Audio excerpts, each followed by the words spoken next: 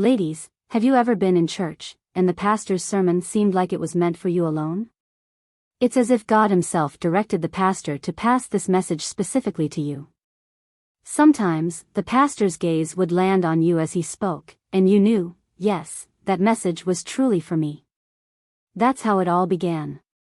It was Christmas Eve, and there I was, in church, a 37-year-old woman, single, no children, and 100 novenas in, yet my situation hadn't changed. The sermon of the day? The Lord will bless you with a child and husband, just like He blessed Mary with Jesus and Joseph. I swear, He was speaking to me. At some point, I even understood Him when He spoke in tongues. His preaching felt directed at me, and me alone. A little bit about me: I was always a focused lady. After high school, I knew exactly what I wanted to study in university. I graduated as the valedictorian. Work-wise, I knew which industry I was aiming for and what I needed to do to get there. I always knew I would be an entrepreneur, and after 4 years of learning the ropes, I branched out on my own, ready to take on the world. My plan for family was simple. I'd spend my 20s building my company, then in my 30s, I'd find a suitable man, get married, and have children. Funny, isn't it? Every time we make plans for our lives, the devil is somewhere laughing. My plans for life started well.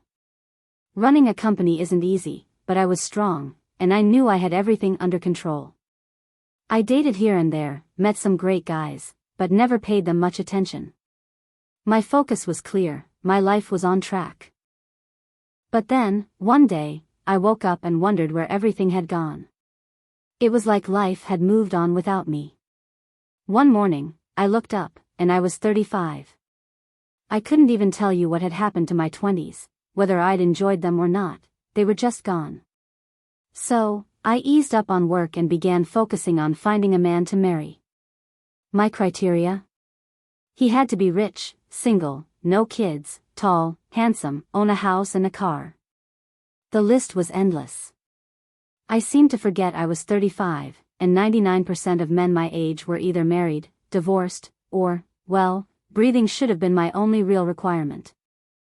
I started following my friend's advice. Great men are found in church, at business conferences, online, at high-end hotels.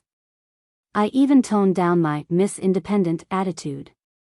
I swapped my luxury car for a compact one because, apparently, men like to feel in control. The things we women put ourselves through, right? Eventually, I turned to prayer.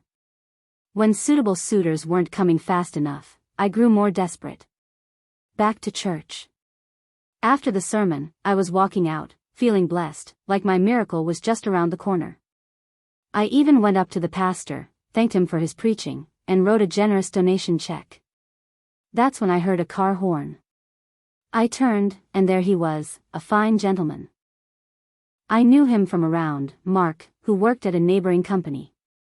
Married, 2 kids, and a beautiful wife. We exchanged pleasantries, and he asked me out for breakfast. I hadn't planned on eating, but I said yes. We ended up at a 5-star hotel by the poolside. It was one of my usual hunting grounds. We made small talk, and I asked why he was alone on Christmas Eve. He shrugged it off. His wife and kids were upcountry. Mark was everything on my hit list: tall, charming, successful. But he was also married, and I had one strict rule: no married men. But, as they say, the devil always laughs at our rules and plans. We discussed the sermon, shared our thoughts, laughed, and soon enough, we were flirting. My no married men rule dissolved into thin air. Months went by. All we did was talk, but over time, I began wanting what his wife had: his attention, his home, his life. I knew his wife would be out of town with the kids soon, so I planned. 2 days after she left, I called Mark over to watch a big game, Manchester United vs Arsenal. I even brushed up on the game details to impress him. He arrived with 2 bottles of wine, and I'd made snacks.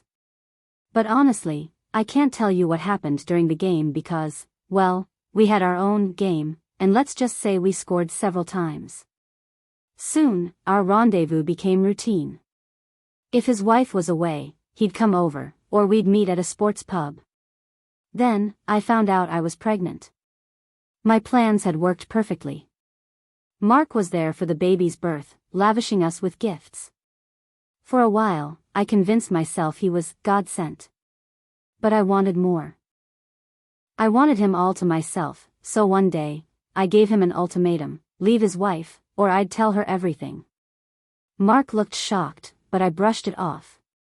Time passed, and then, he vanished. Our son was turning 1, and Mark was supposed to be there to celebrate with us.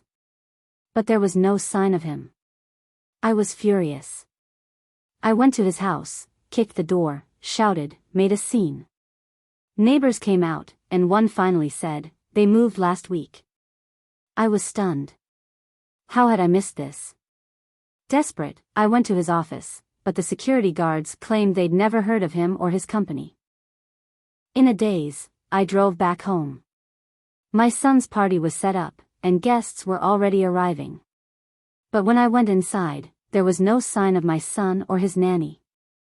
I thought she might have taken him for a walk, but 3 hours passed, and still nothing. I called her repeatedly, but her phone was unreachable. Panicking, I went to the police station. They asked for photos of my son, but I had none. Somehow, every picture of him was gone from my phone, my laptop, even my social media. It was like he never existed. It's been 6 years. I've spent millions on private investigators. All I know is that Mark was never Mark. He's a well-known child trafficker who targets vulnerable women, often finding them in church.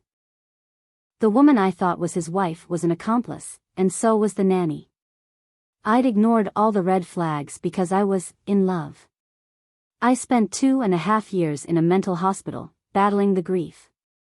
Today, I'm being discharged, still not knowing if I'll ever see my child again. But I'll never stop searching.